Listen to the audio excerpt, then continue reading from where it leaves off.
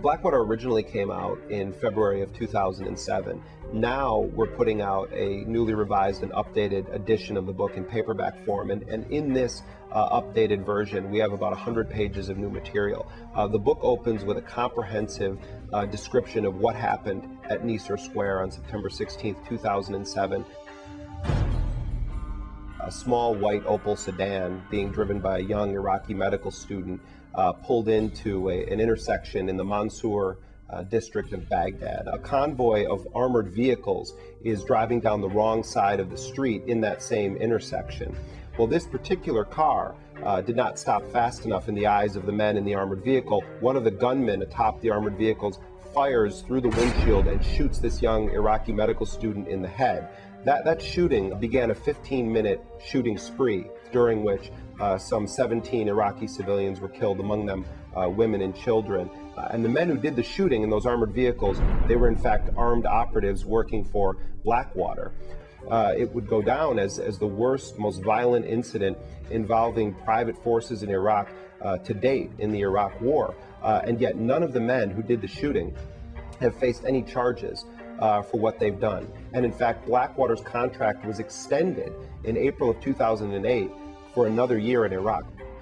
This is a company that has been accused of murdering Iraqi civilians, of shooting the bodyguard to the Iraqi vice president, of causing blowback attacks on United States troops, on hurting morale of the United States military, that has cost U.S. taxpayers over $1 billion for its operations in Iraq. Right now in Iraq, you have 150,000 United States troops deployed in the country. You have 180,000 private contractors. That means that the U.S. military is the junior partner in the coalition that's occupying Iraq. One of Blackwater's newest projects, which could prove to be one of its most profitable and most controversial, is that Blackwater started a private intelligence company, a private CIA essentially, called Total Intelligence Solutions. And the man running Total Intelligence Solutions is J. Cofer Black. He was a 30-year veteran of the Central Intelligence Agency.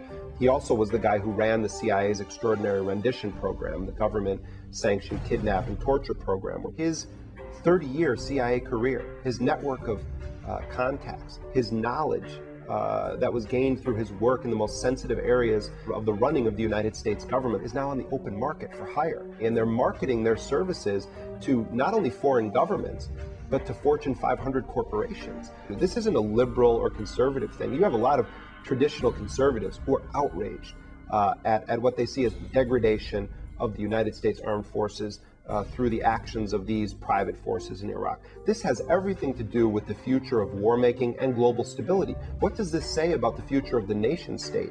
You know, Bush has replaced a coalition of willing nations with a coalition of billing corporations. So we have a lot of growing up to do in this country when it comes to really taking on the forces that are doing the most damage around the world in all of our names and with our money, with our taxpayer money.